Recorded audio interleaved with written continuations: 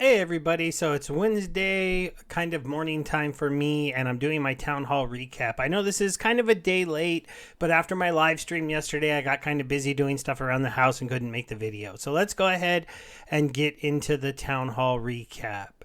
Oh, but before we do that, let's give away some, why not give away that 100 SPS? So we got the names on the wheel. We'll shuffle a couple times and we'll give it a spin. Thanks for everybody not just saying count me in. This time I didn't have to remove any names from the list. And our winner looks like it's going to be Hold. What looks like Hold Deck, but it's kind of in between.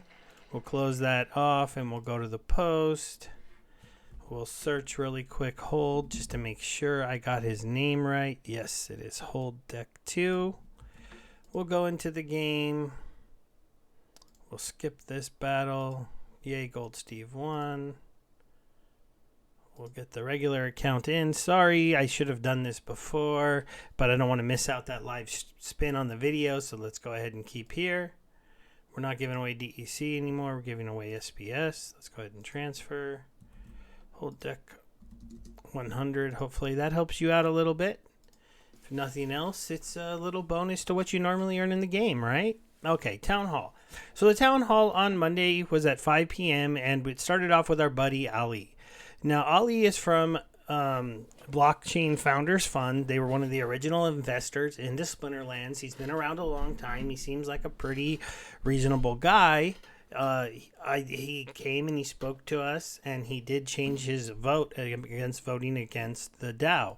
Now, when you go over all these points in their talk, there's some things that I agree with, some things I don't really like, and some maybe issues we need to talk about them about the DAO. One thing, Ali is the representative of the DAO, and he is the only representative of the DAO. I don't know if I like the idea that the DAO only has one representative. Now, that he's not paid by the DAO, that's a good thing. Representatives of the DAO probably shouldn't be paid and should be voluntary, but they also need to be educated and smart people that can go represent the DAO when you're like negotiating with legal entities. So from that state, I do understand how he is a good fit to be on it, but I do think there is one thing that we need to talk about a little bit when it comes to the DAO and the people who are on it is, are we comfortable with members of the DAO having votes around 6 million SPS? Now, some people will shoot back. Well, they even tried to say here that there's no one party that can swing a vote. That's just not super accurate. If you go in here and you look at this proposal, and you see right here that we're at a 74% passing now and 26 against. And that's mostly because I think after this talk, all the big accounts are now voting yes, except for Wolf, who came back after saying he took away his vote, but now he put it back in there. And Monster Virtus, those are the only real two big ones. Also, I guess Brockman voted against it too, and a few other people, and I can understand. Don't get me wrong, losing bots in Modern is going to make it a lot harder for me. I'm going to have to reevaluate everything I'm doing. But, when you have a vote this big, 6 million SPS, you switching this is a 12 million vote switch from one way to the other. So when we go back out of here, that would lower this to 69 million and up this to 79 million or 200 and so 217, and this would go down to 69. And so if we bring up their calculator, if you do 69, and this isn't exact math, and you divide by here, that's 31% of the vote that's voting against it. So you minus that by the 100, we'd still be passing. Oh no, wait, I was supposed to minus that by 1. Sorry, guys. Bad math. So 69 divided by 217. And then minus 1. So we'd be down to 68%, right? So yeah, right now he can't do that. But if you were like we were at the time, I think a lot of us were complaining, we were at like 67%, and his are 66 or 65 or 66, under 66.6, his vote was the reason we weren't.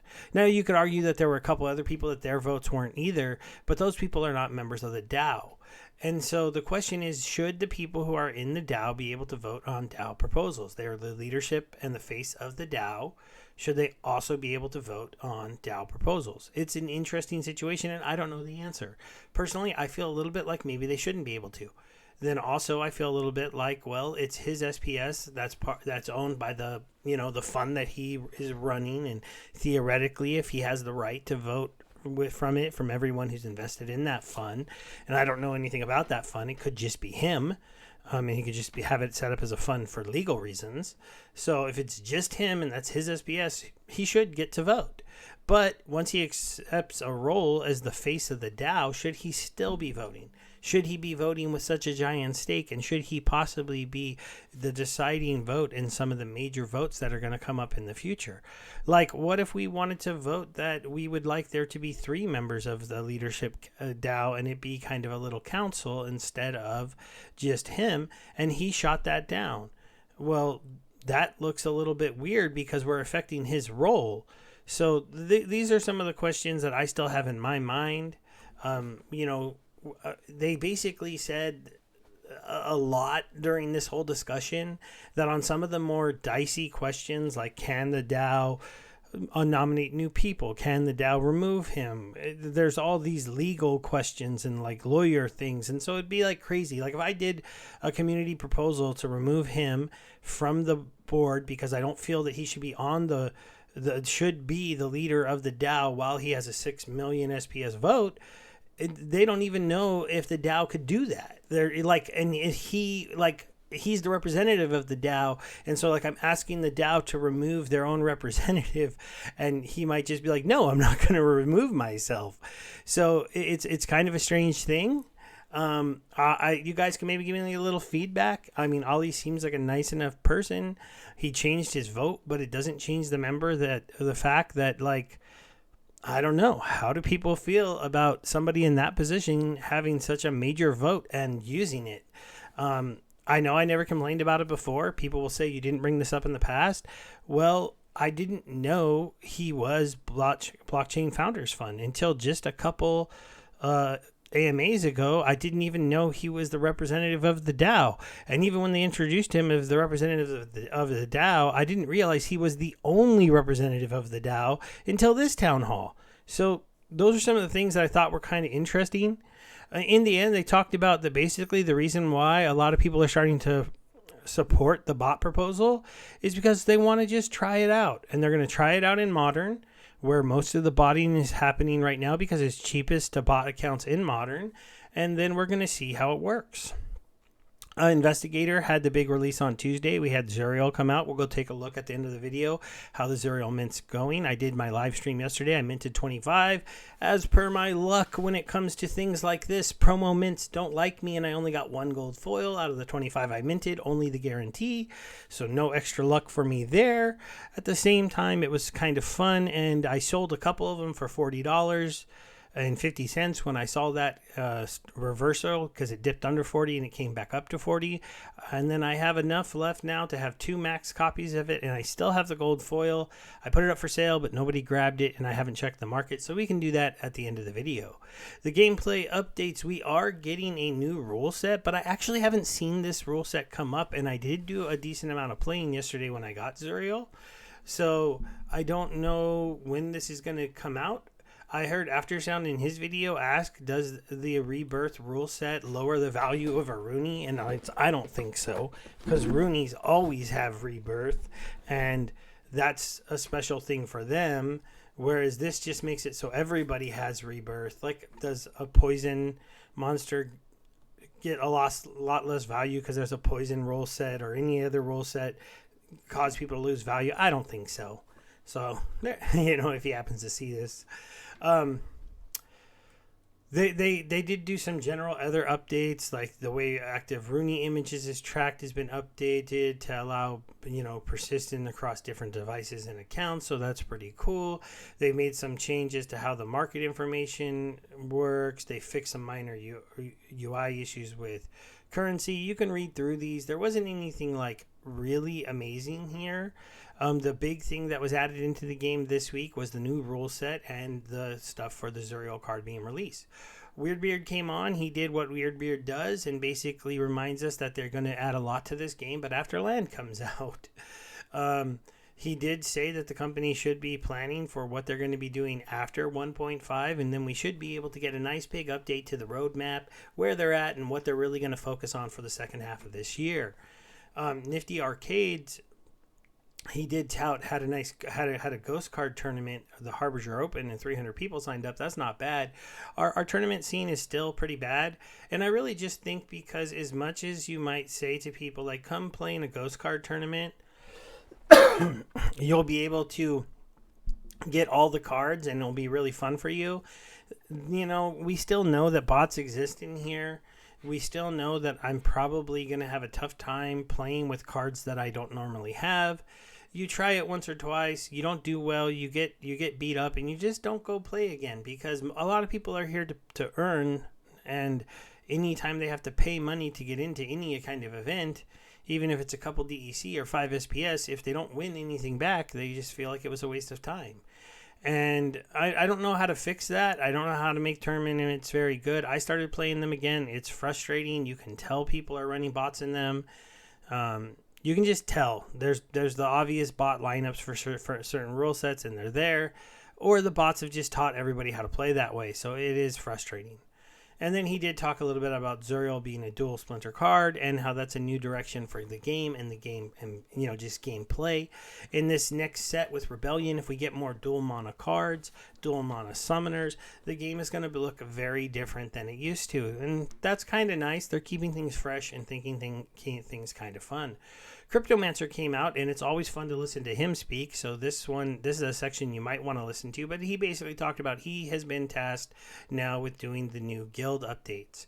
Now, the main difference for the new guild updates when they come out is that when we put DEC and DECB into a guild building, we're going to get guild points. And then when we leave a guild, you can take those guild points with you. The idea behind this is to make it so people can be easier, make it a little bit more fluid for you to move around in guilds. Like I joined a guild back in the day. Some of the original members of that guild left. I'm not going to leave because new people joined that I like, and we're having fun, and I like the guild that I'm in. But I have put a lot of DEC into it, so that does factor into my rule set, or my thought process, I mean. In the future, maybe that won't be the same thing. Now, unfortunately, I don't get any back credit. Nobody does. So we're not going to have like a mass exodus of people like maybe reforming into new guilds by leaving and taking all these guild points with them. But it is something that is going to be for any new guilds going forward. Everybody will be getting these guild points, and they'll have the option to leave if they want to leave at a certain period of time. This also helps people maybe be a little bit more generous, knowing that if they put money into a guild, they're only going to have to put it in one time. Because roughly with maybe a little bit more, because you'll get 90% back of it when you leave, and so when you go to the next guild, you can get to the same level of contribution just by putting 10% more in, and that's kind of cool. They're also adding in a 7-day probational period for new guild members where they won't be able to contribute anything to the group. That's something that's kind of interesting. No benefits from buildings. It's to discourage people from guild hopping. This also might mess up a thing that some guilds are letting people do. Like, give me 200 DEC. You can join our big guild that has a high level arena. You can buy some bloodstones and power stones for your gladius cases. And then you can leave the guild and just open those whenever you want. Sounds like they'd have to let you in for 7 days, which is quite a long time just to get a couple bloodstones and power stones. I don't know that for sure. We'll have to see once this stuff all comes out and goes live, but it should make guilds a lot more dynamic. We had the big announcement about Monster Mayhem and some of the different cards that you can win. There are some very, very cool cards that are going to be out there and people can win, and we'll have to see if I get to give any of those cool cards away. I'll be on later tonight at 8 p.m., so if you happen to come on to Twitch to check me out, I will talk to you then. We got some new eye candy from Nate, but it's not the kind of eye candy many people like, and it was kind of in this grayscale thing, but it was basically letting them know they are building some better pages for managing lots of land. It's good to know that they're going to cater towards letting the people that own regions or multiple tracks like me and just somebody who maybe owns 50 or 60 plots to be able to manage them in one area very nicely, understand them, know what's going on. So we got a little look at that. So we got to see it in mock-up gray, and then actually colored in. And then we got this kind of interesting little image that has, kind of the circle of life, I guess, of land in a way. though it's kind of an interest. Maybe it's not a very good circle of life, but it's just kind of a cool little image that they created. And that really touches everything that went on in the town hall. Now, I did say we'd go look at the market really quick for the new card. So first, let's go check how many have minted as we are in day 2. Waiting. Yeah. And the site is going to be laggy when I try to do that, huh? Okay, so Zuriel's now been live for over almost 24 hours. We're coming up in 24 hours in about 2 hours. We have 11,400 left, so we're at about 4,522 minted. That's not too bad. Let's go check the marketplace. Yesterday, the card was about $250 gold, I want to say, and $40. That's items. Let's go to the market. And so gold, legendary. Nope, not promo. So 272. So that's recovered a little bit. I saw some for sale yesterday in like the 250 range. So people have bought those up. I think mine is for sale on here somewhere right there at 322. We'll have to see where this goes. If not a lot more mint, then this price will head back up. If people start minting a lot more, then this price will head back down. We'll have to see what happens with that. Now, if we go ahead and add in the regular ones, $38. So those two that I sold at $40 are now looking like an okay sale. I sold them at $40.50. That's currently the floor. It looks like it stayed there. I'm debating what to do. I kind of feel like I want to hold and I want to see how many more get minted. Because if more don't get minted, these $40 ones are actually a pretty good price. So these should get bought up and this should be able to drive closer to like this $45 to low $50 range. If it gets into that range, then I'll sell my extra cards. If not, I will go ahead and just hold on to these for a while because I'm not willing to sell them at that much of a loss. $38 is just too cheap for me. I had to pay, $53 worth of assets to get the card. Would I maybe let it go at like 45 or 50 because some of those assets were free in vouchers? Yeah, because I'm taking a small loss in the vouchers just to get some DEC back. But I'm just not willing to go down here. This is like literally like valuing your vouchers at nothing. So I can't believe people are selling at that price. Thanks, everybody. Hope you had a good one. Bye.